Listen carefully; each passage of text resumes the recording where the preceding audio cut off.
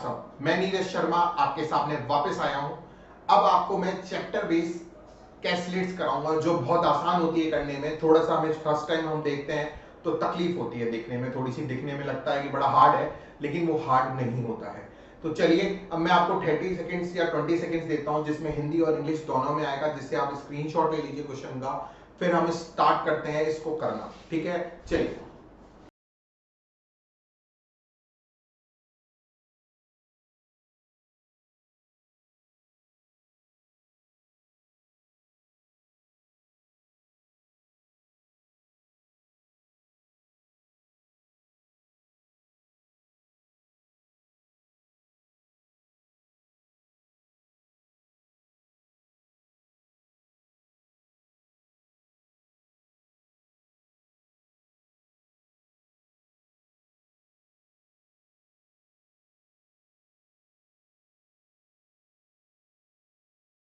बता दूं, अगर आप ध्यान से देखेंगे लेफ्ट साइड में तो PQRS ऐसे PPQRS लिखा होगा, उस फिल इन द ब्लैंक्स को भरना है और उसी के हिसाब से क्वेश्चंस पूछा जाएगा। ठीक है, तो विदाउट वेस्टिंग टाइम ऐसे क्वेश्चंस का करने के लिए हमें चैप्टर्स आने चाहिए। तो चैप्टर्स आते हैं तो चलिए हम स्टार्ट करते हैं और देखते हैं कि हम इसको कैसे कर सकते हैं। चलिए, तो अगर मैं पहला क्वेश्चन देखूं तो पहला क्वेश्चन क्या कहता है उसको समझते हैं। तो देखिए, पहला क्वेश्चन ये कहता है कि अनिल और अनिल की लाइब्रेरी का, जो अनिल का घर है और उसकी लाइब्रेरी के बीच में जो डिस्टेंस है वो P किलोमीटर है। ठीक है, हमें इस P की वैल्यू निकालनी है।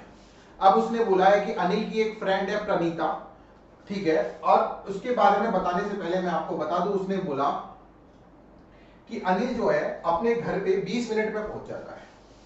20 मिनट में पहुंच जाता है, इसका मतलब यह है कि speed is equal to distance upon time.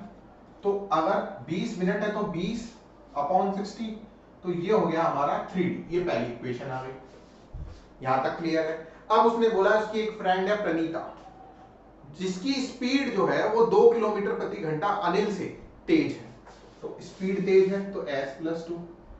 तो वो घर से लाइब्रेरी की दूरी जो है, या d मान लो या p मान लो, ठीक है, वो 5 मिनट कम में कर लेती है। मतलब वो 20 मिनट में करता है तो ये 15 मिनट में करती है। तो ये हो गया आपका 40। तो अब आप क्या करो, देखो ये s+2d 2 = 40 आया। s की वैल्यू ऊपर वाली इक्वेशन में रख दो, तो देखो d की वैल्यू आ गई आपकी 2 किलोमीटर। मतलब d मतलब ये डिस्टेंस, मतलब p की वैल्यू आपका ऑप्शन नंबर फर्स्ट 2, आपका 2 किलोमीटर आपका आंसर आ गया। देखिए कितना आसान था, हमसे 2 लाइन पढ़े और हमने सॉल्व कर दिया। यहां तक मेरे हिसाब से आप सबको समझ में आ गया होगा कि इसको कैसे करना है। ठीक है, तो यहां तक मेरे को नहीं लगता कि कोई डाउट होगा। ठीक है, अब हम नेक्स्ट वाला देखते हैं और नेक्स्ट वाला समझते हैं कि उसको कैसे करना है। चलिए, नेक्स्ट वाले के लिए मैं आपको वक्त देता हूं 20 सेकंड का। आप सोचिए कि इसको कैसे करेंगे। सोचिए, आप 20 सेकंड्स का वक्त देता हूं, आपका टाइम स्टार्ट होता है। अब आप बताइए कि कैसे करेंगे इसको सॉल्व। इसमें लिखा गया है, मैं आपको बता देता हूं। इसमें लिखा है कि अनिल ने क्वांटिटेटिव एप्टीट्यूड के क्वेश्चन सॉल्व करना स्टार्ट किए, और क्वांटिटेटिव एप्टीट्यूड के जब उसने क्वेश्चन सॉल्व करना चालू किए तो 1 घंटे में क्यू क्वेश्चन सॉल्व किए उसने 1 घंटे में। अब उसने बोला है उसकी 2 फ्रेंड हैं, प्रणीता और करिश्मा। तो प्रणीता और करिश्मा जो है उस 1 घंटे में उन मैथ्स के क्वेश्चन जो अनिल सॉल्व कर रहा है उसको सॉल्व करती हैं। तो प्रणीता और जो करिश्मा है उनकी जो एफिशिएंसी है वो 20% कम है और 30% ज्यादा है अनिल से।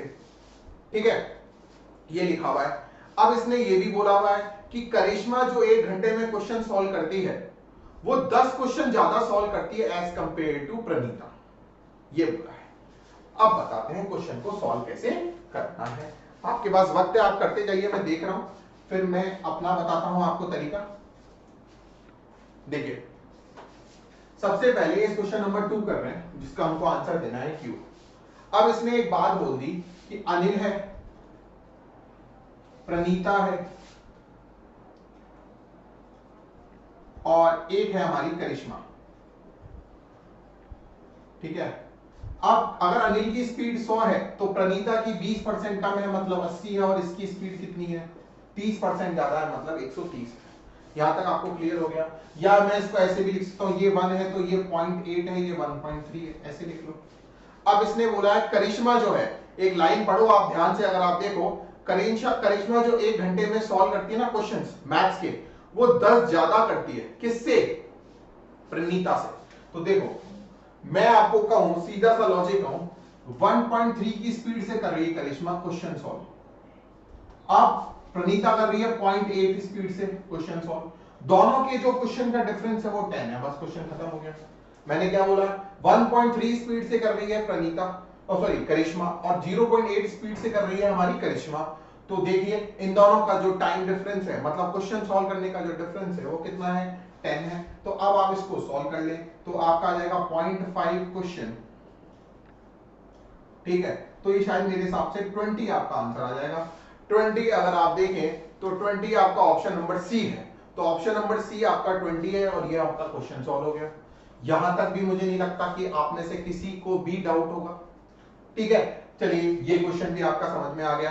देखिए चीजों को धीरे धीरे करो तो समझ में अच्छे से आएगा। चलिए नेक्स्ट क्वेश्चन देखते हैं और नेक्स्ट क्वेश्चन समझते हैं कि और कैसे कर सकते हैं।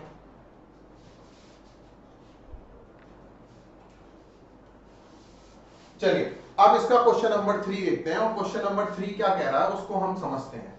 क्वेश्चन नंबर 3 ये कह रहा है, इसके आगे की लाइन अगर हम पढ़ते हैं तो इसमें ये लिखा हुआ है कि अनिल जो है, अगर मैं पढ़ूं इस क्वेश्चन को तो लिखा हुआ है कुछ समय बाद अनिल जो है एक शॉप पे गया जहां पे दूध खरीदने गया और उसने x केजी मिल्क खरीदा।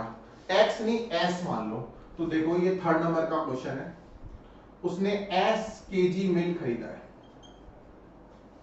ठीक है। s केजी मिल्क खरीदा है, 2 किलो 3 किलो कितना भी दूध खरीदा होगा। तो उसने क्या किया? s केजी मिल्क खरीदा। मिल्क खरीदने के बाद हुआ क्या? दुकानदार ने इसमें कुछ चीनी मिला रखी थी और वो चीनी जो मिला रखी थी वो 4:1 के अनुपात में मिला रखी थी, ठीक है। मतलब अगर सपोज करो 100 किलो दूध है तो 20 किलो चीनी है और 80 किलो दूध है, ऐसे कर रखा था। और इसमें दूध का जो प्राइस है वो 400 रुपए किलो है और चीनी का प्राइस वो है 50 रुपए किलो है।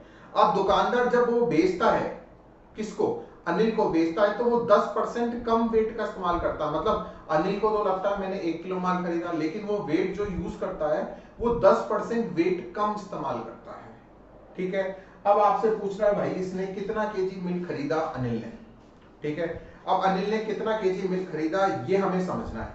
तो आप करिए, मैं आपको वक्त देता हूं 10 सेकंड, सोच के देखिए कैसे करेंगे इसको।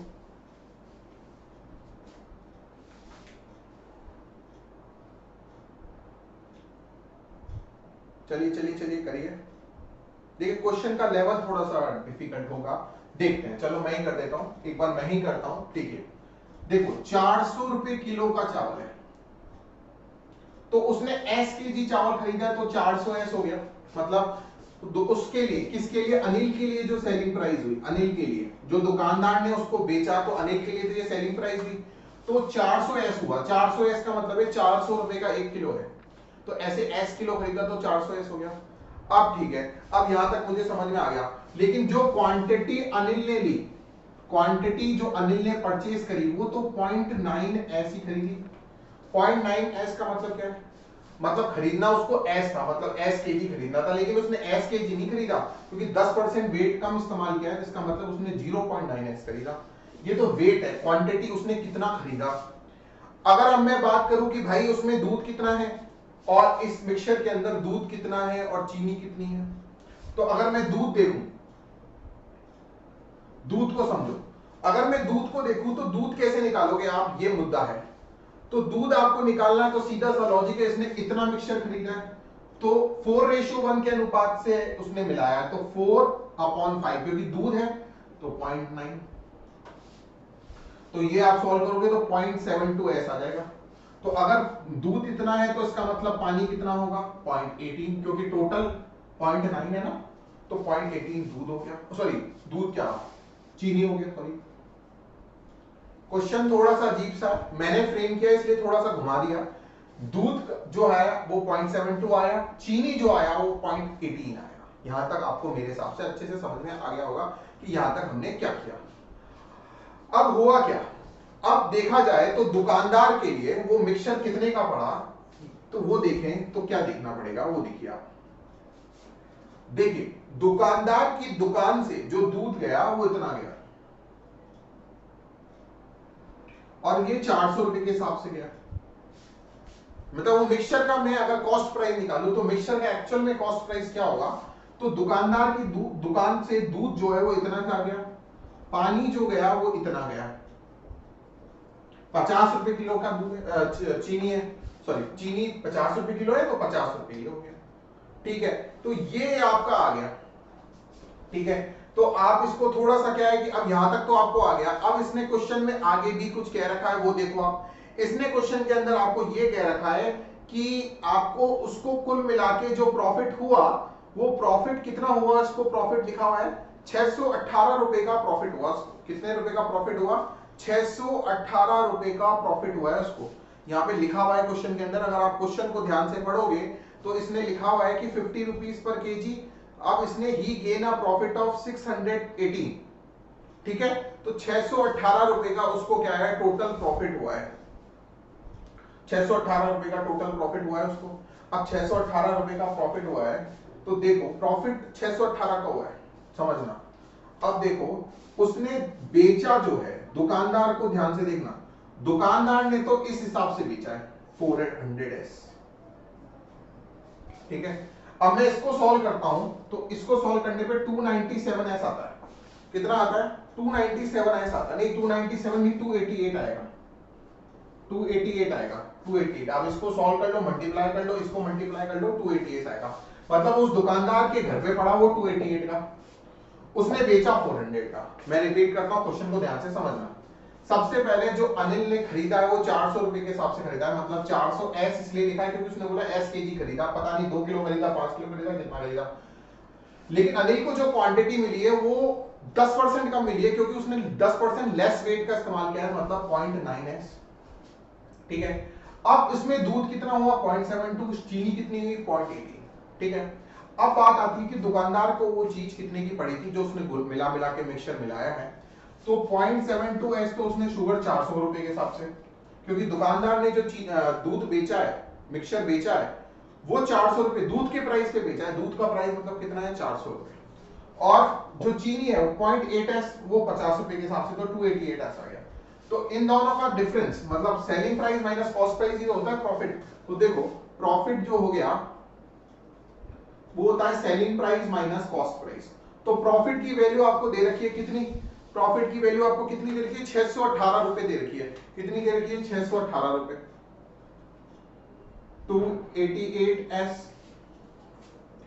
सॉरी 400 तो सेलिंग प्राइस है माइनस 288s। ठीक है, तो अब आप इसको सॉल्व करो। जब आप इसको सॉल्व करोगे तो s की वैल्यू आएगी 6 किलो। कितनी आएगी 6 किलो। तो मतलब उसने 6 किलो चीनी खरीदी। कितनी चीनी खरीदी 6 किलो। तो क्वेश्चन मेरे हिसाब से समझ में आ गया होगा, थोड़ा सा अच्छा लेवल का क्वेश्चन था। इसमें एक और क्वेश्चन है वो और देखते हैं, बहुत ही अच्छा बेहतरीन प्रश्न है। चलिए देखते हैं इसको कैसे करेंगे। 4th नंबर का क्वेश्चन। अब क्या हुआ, दुकानदार जो अनिल था उसके पापा ने कहा, क्वेश्चन को पढ़िए। चलिए आप करिए अगला वाला, मैं आपको 20 सेकंड देता हूं, आप करिए पहले। आप करिए, चलिए आप करिए, मैं देखता हूं कि आप कैसे करते हैं इस क्वेश्चन को। फटाफट करिए, चलिए करिए करिए करिए, आप करिए आप लोग।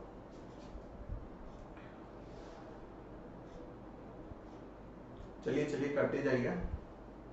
चलिए मैं टाइम वेस्ट नहीं करता हूं क्योंकि मेरे को ज्यादा कंटेंट अच्छा देना है आपको, तो मैं कोशिश करता हूं कि मैं आपको ये क्वेश्चन करा सकूं। अब अनिल के पापा ने कहा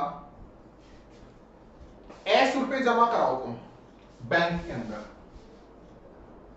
उसमें जो रेट है वो 8% है और जो टाइम है 2 साल के लिए कराओ और जो ब्याज की दर है वो कंपाउंड इंटरेस्ट है, कंपाउंड इंटरेस्ट है। और उसे जो ब्याज मिला है ना, वो जो ब्याज मिला है इसको वो मिला है 3328 रुपए। अब 3328 मिला है। देखो जब मैं आपको कंपाउंड इंटरेस्ट का चैप्टर पढ़ाऊंगा तो मैं कंपाउंड इंटरेस्ट का बता दूंगा। तो सबसे पहले क्या करो आप 2 साल का इकट्ठा ब्याज दर निकाल लो सीआई का। तो 2 साल का इकट्ठा ब्याज दर सीआई का ऐसे निकलता है 2r/r²। मतलब इस वैल्यू को 2 गुना कर दो 16 और इसका स्क्वायर कर दो 64। जैसे मैं 5 का बोलूं 2 साल का इकट्ठा सीआई निकालना है तो 10, 5 का डबल 10, 10.25। मैंने बोला 10, 11 का करना है, 2 साल का इकट्ठा निकालना है तो 11 का डबल 22। अब यहां पे हमेशा ध्यान रखना 2 डिजिट आएगी, तो 11 का स्क्वायर होता है 121, तो एक आगे कर दो 21 लिख दो, तो ये हो गया 23.21। मैंने बोला अगर 12% का 2 साल का इकट्ठा सीआई निकालना है तो 12 का डबल 24, 12 का स्क्वायर होता है 144, तो ये हो गया 2544। मैंने बोला 3%, तो 3 का डबल होता है 6 और 3 का स्क्वायर होता है 9, 9 नहीं लिखना, 09 लिखना है। तो ये सारी चीजें मैंने बता दी, तो जब मैं सीआई पढ़ाऊंगा तब मैं आपको बता दूंगा, ठीक है। तो मैंने इकट्ठी ब्याज दर निकाल ली, ठीक है। तो 2 साल की इकट्ठी ब्याज दर कितनी आई? 16.64, 16.64। इसकी वैल्यू आपको दे रखी है 3328। अब आपसे वो एस अमाउंट पूछा है, मतलब प्रिंसिपल पूछा है कि उसने कितना प्रिंसिपल लगाया, मतलब 100 की वैल्यू पूछी है, 16.64। अब आप इसको सॉल्व करो, जब आप इसको सॉल्व करोगे तो 20,000 आपका आ जाएगा, आराम से कट जाएगा ये, तो 20,000 आपका आ जाएगा इसको सॉल्व करने के बाद। तो होप सो ये कैलकुलेट भी आपको समझ में आएगी। अगर आपको कोई डाउट होता है तो आप मुझे कमेंट सेक्शन पे कमेंट करें, मैं आपको बताऊंगा। अगर आपको ये ऐसे प्रकार की और भी वीडियो चाहिए तो प्लीज फॉर द मोटिवेशन आप जितना हो सके इस वीडियो को फैलाएं, लाइक करें, शेयर करें, सब्सक्राइब करें। Till then thank you so much, मिलते हैं नेक्स्ट वीडियो में, बाय।